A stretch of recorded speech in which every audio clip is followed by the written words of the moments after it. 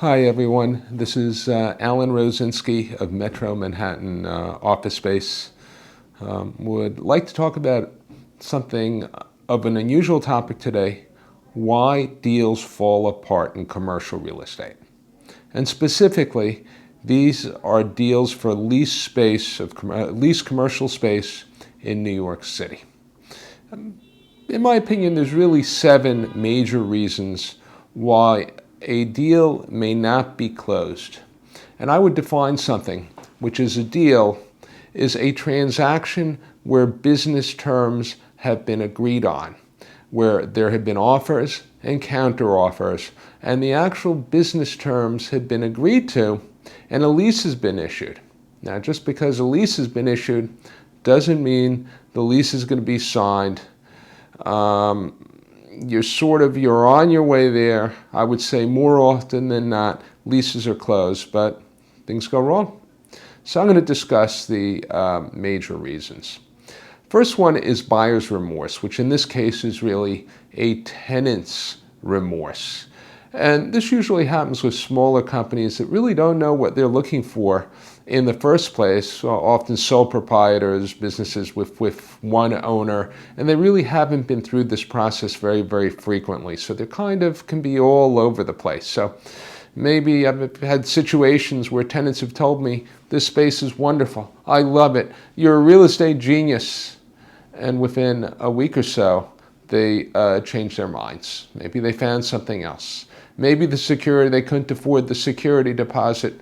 Very difficult to determine. In situations like that, I always feel badly for the leasing agent and the landlord because they've actually had the expense of generating a lease. I mean, try to qualify the tenants as much as possible, not to inconvenience anybody. Another scenario is landlord's remorse. Now, I find this very, very rarely happens. If a landlord agrees to issue a lease in New York City, if they're a reputable landlord, they're going to stick with the terms of, they're going to stick with the business terms, and they're really not going to change their mind. The only exception to that I would say, is very small buildings with landlords which are less professional. They're often retail space. And I was actually down this road this summer with a French pastry business, and we negotiated business terms on a space. And all the elements were there, and the landlord changed their mind. I suspect what happened is they went with another tenant. But that's really, really unusual. That generally does not happen. The third reason I would say would be a very complicated lease, because the first step is to negotiate business terms. Then the landlord issues a lease, but the devil is in the details. Leases in New York City, as you may have heard, can be 30, 40, 50 pages long, containing all sorts of very, very complicated language. They're regulating, there can be 40, 50 clauses. There can be all sorts of hidden expenses, responsibilities which are passed on to the tenant. And if a lease is very, very onerous, I've seen tenants walk away, not unreasonably. They're absolutely right. That gets in the domain of attorneys. As a broker, I'm dealing more with business terms, even though I do understand and can read pretty thoroughly commercial leases in New York City. The fourth reason is related to reason number 1, is if you have a real estate attorney or an attorney who reviews a commercial lease and they're not experienced. Let's say they do residential real estate closings outside of New York and they try to read a commercial lease in New York City. They may focus on the wrong points. They may make comments which are not really very pertinent and miss some comments that could really affect their client. So in the event that you're leasing space in New York City, you get to the point where there's a lease set, it's really important to retain the services of a real estate attorney who's very experienced reviewing commercial leases in Manhattan, because they're just so particular. Now, other factors that can cause a lease to not be executed are a tenant that believes they're going to be release from a lease. Maybe they signed a 5-year lease. 3 years in, they've totally outgrown the space. They, for some reason, believe that the landlord's going to let them off the hook. Maybe the landlord has another tenant in the building for the space who'll pay more and is going to release them. Maybe they've had some communication, there's been some ambiguity, and they'll go through the whole process.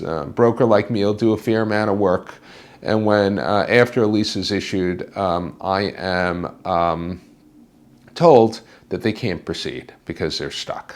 It happens. I mean, you know, sometimes tenants just don't understand that it's not trivial to get out of a lease, and they make the assumption that it is. The reverse is that, and you know, I don't like to do this, but you know, in a tight market, it sometimes happens to negotiate on a space which is occupied by an existing tenant, and the landlord in good faith really believes that tenant is going to leave. And we're negotiating on the space, have a lease out, and then maybe what happens is the tenants deal on a space outside of their building. The tenant who's leaving doesn't go through. For some reason, they decide to remain in the space. So it's back to square one. I'll take my client, find them another space. And I always explain the risks of this kind of scenario to my client. And I try not to show space which is occupied if there's something really good which isn't, just to avoid this kind of scenario. Another possibility is you have a tenant in a space and they have a sublease out because they have remaining term, and they're negotiating on, let's say, a larger space, and that sublease is not executed. The sublessor gets cold feet, and then the tenant who I'm working with to find a larger space can't leave because they have a responsibility for the space they're in, and they can't pay double rent. So that's basically it. I hope I got to 7. I think there were 7 reasons. I think in any case, I think I'm there, pretty close to being there, and you'll get the general idea. So this sounds kind of glum, and it's not my favorite topic, but on a bright side, I always keep these factors in mind, and I try to qualify the landlords and tenants and tell my clients any potential risk and you know what the likelihood of something being finalized in advance so they can plan. And of course, it's not always like this. I got two deals done this week, so it's been a really, really good week. And when I represent a client, no big deal if something doesn't, if an offer is not accepted, if God forbid there's a lease out and for some reason it doesn't go through. Always work with them to find them another space and get them into another space. But as a business who may be, you know, some of you may be in the market in the future for space, this may be useful for you in terms of your planning. So thanks for taking the time to listen to my YouTube video. Please feel free to subscribe to my channel and have a pleasant weekend. Bye now.